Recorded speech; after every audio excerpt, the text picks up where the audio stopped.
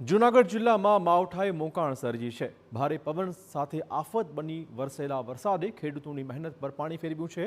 ખેડૂતોએ આખી સિઝન તનતોડ મહેનત કરીને પાક તૈયાર કર્યો।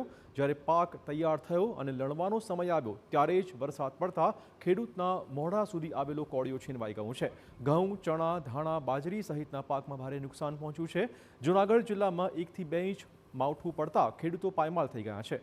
આર્થિક રીતે ભાંગી પડેલા ખેડૂતો હવે એક જ આશાએ બેઠા છે કે સરકાર તેમને કંઈ સહાય ચૂકવશે।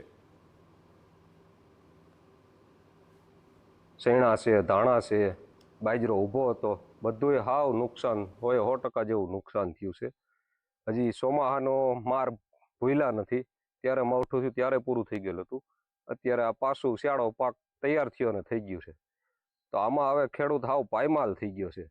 હું આમાં હવે જમીન વેચીને કરવું કે ખેતી કરીને કાંઈ થતું નથી આમાં હવે। તો 25 વીઘાના શેણા હતા, ધાણા હતા, બાજરી હતી, એ બધું અટાણે વરસાદ કાલ વાવાઝોડું બહુ આવ્યું એના હિસાબે બહુ અમારા પાકમાં અટાણે નુકસાન છે।